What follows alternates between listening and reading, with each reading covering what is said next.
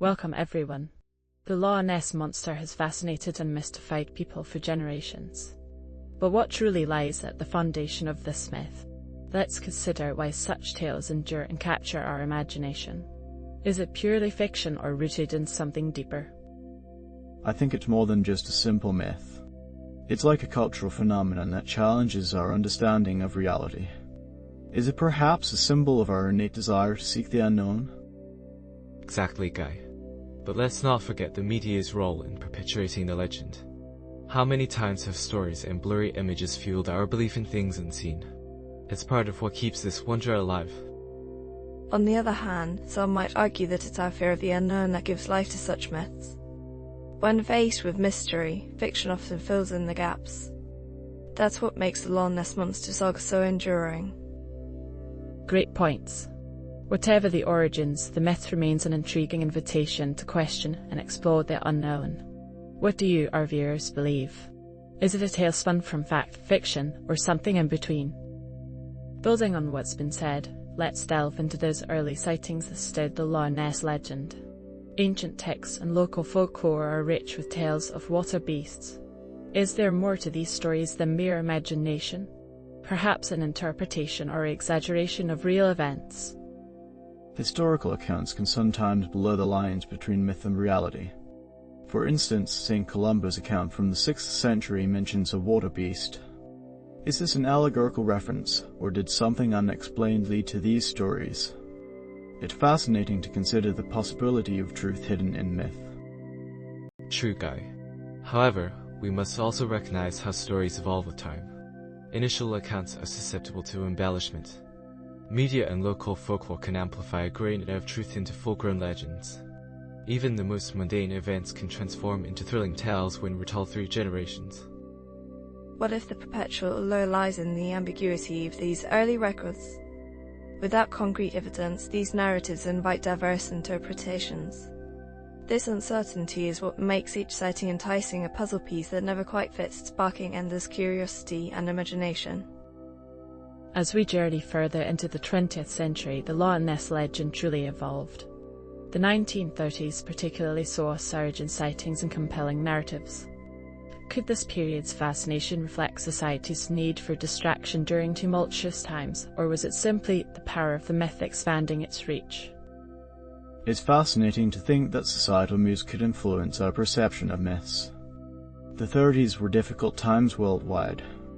Was the Loch Ness Monster perhaps a symbolic escape, offering hope or mystery in an era overshadowed by hardship? And let's not forget technology. The rise of photography around that time contributed significantly to the myth spread. Those grainy, enigmatic images didn't prove much, yet they provoked imagination and debate. How often did these photos strengthen belief rather than dispel myth? Those elusive images indeed left room for speculation. Isn't it interesting how the absence of clarity only adds to the legend's allure? These ambiguous records played a crucial role in perpetuating the mystery, inviting each one of us to fill in the blanks with our imagination. As we explore the cultural impact and economic influence of the Loch Ness Monster myth, let's consider how this legend has shaped not only local identity but also tourism. How do you think the community of Loch Ness has been transformed by the monster's enduring presence? The economic influence cannot be understated. The Loch Ness Monster has become a significant draw for tourism, generating millions in revenue. It's intriguing how a myth can grow into a vital economic engine, turning folklore into tangible benefits. But does this focus on profitability overshadow genuine cultural heritage? That's a valid point, Guy. The myth certainly attracts tourism, but does it also risk commercializing and diluting the authentic cultural essence? Are the real stories of the Scottish Highlands sometimes overshadowed by this mythical creature? It's a balancing act for sure. On a deeper cultural level, perhaps the Loch Ness Monster serves as a bridge between past and present, keeping old legends alive in modern times. It's interesting how a single myth can create a shared identity and history, sparking community unity and pride. Could this be the secret to maintaining the myth's allure over the years? As we close this segment, let's leave with an open thought. is the legend of the Loch Ness Monster a testament to our collective imagination's power, or merely a cultural tool molded by economic needs? Reflect on how such stories shape not just economies but our very perception of history and identity. As we transition to the next crucial part of our discussion, let's delve into the scientific investigations and skepticism surrounding the Loch Ness Monster. What drives scientists to explore these myths, and what perspectives do skeptics bring to the conversation? Is it pure curiosity, or does it reflect a broader quest for understanding? It seems that science approaches the Loch Ness Monster with caution, probing for evidence, yet knowing the charm lies in the unknown. Many investigations involve sonar scans and the latest technology. But is a quest for truth overshadowing the magic of legend, or can they coexist? Skepticism plays a vital role, driving the need for proof while challenging unverifiable claims. Yet even skeptics must admit the intrigue that keeps a legend alive. By questioning, we push the boundaries of understanding, but do we risk diminishing the allure that mythology bestows? There's also the psychological angle to consider. Why do we long for such mysteries to be true? Does debunking the myth strip it of its power, or does understanding its allure teach us about our own nature? Perhaps the real mystery lies in this enduring human curiosity.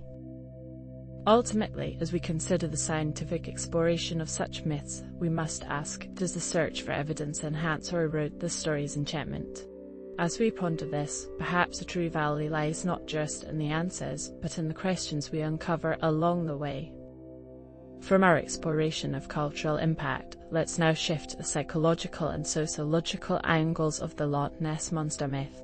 Why do these stories persist in our psyches across generations? What do they say about our collective fears or desires? Indeed, these myths might reflect deeper elements of the human psyche. Maybe the Loch Ness Monster symbolizes our innate fear of the unknown or nature's unpredictability. Do these legends help societies cope with uncertainties by giving them a tangible form? On the societal front, myths like these could foster a shared identity or act as cautionary tales. Could value in these stories be a way to preserve local traditions while uniting communities around shared narratives and experiences? Exactly, Ryan. Myths can create the narrative framework for societies, instigating a sense of belonging while allowing individuals to explore existential questions. But do these stories also evolve to reflect changes in society, adjusting to contemporary challenges or fears? So, in contemplating the Loch Ness Monster's allure, are we truly pondering the creature itself, or is it more about unraveling facets of our identity and cultural consciousness? These stories carry meaning beyond their surface level and teach us much about ourselves. Transitioning into the digital realm, how has the internet reshaped our engagement with the Loch Ness legend? Has the accessibility and rapid spread of information enriched the narrative, or diluted its mystery with excessive skepticism? The digital age indeed transforms myth into an interactive experience. Social media, for instance, allows for real-time sharing of sightings, but does this immediacy amplify the myth or expose it to quick debunking? Could the democratization of information challenge the allure that mystery once held? It's fascinating how online platforms create communities around shared myths, yet the constant debunking can make people more skeptical. But even skepticism keeps the myth alive, doesn't it? It drives us to seek answers, keeping the legend in public consciousness. Online platforms definitely give voice to both believers and skeptics, but they also allow myths to evolve. User-generated content can creatively reintroduce the monster, weaving it into modern narratives. Isn't this digital storytelling a natural progression of age-old folklore? In navigating this digital landscape, are we witnessing the Loch Ness Monster as a symbol transformed by technology, or merely adapting to the changing modes of storytelling? As we reflect on our interaction with myths today, it's evident they are as much about cultural narrative as they are about mystery. As we conclude, let's contemplate why, in the age of information, the Loch Ness Monster persists as a captivating mystery. Does this enduring myth reflect a deeper need for awe and wonder in our increasingly rational world? It's intriguing how modern connectivity can both challenge and strengthen myths. The instant nature of digital sharing keeps the conversation alive in a global, interconnected way. Maybe technology doesn't diminish myths but keeps them relevant and dynamic. While skepticism is rampant online, it invites critical thinking and deeper exploration. Even debunking efforts spur renewed interest as people rally to solve the enigma. In this way, skepticism becomes part of the myth's evolution, not its demise. Indeed, the digital age offers a platform for creative retellings, breathing new life into old myths. It's fascinating how these stories evolve, reflecting our persistent need to find meaning in the unknown. The myth of Loch Ness is as alive as ever, just in a new form.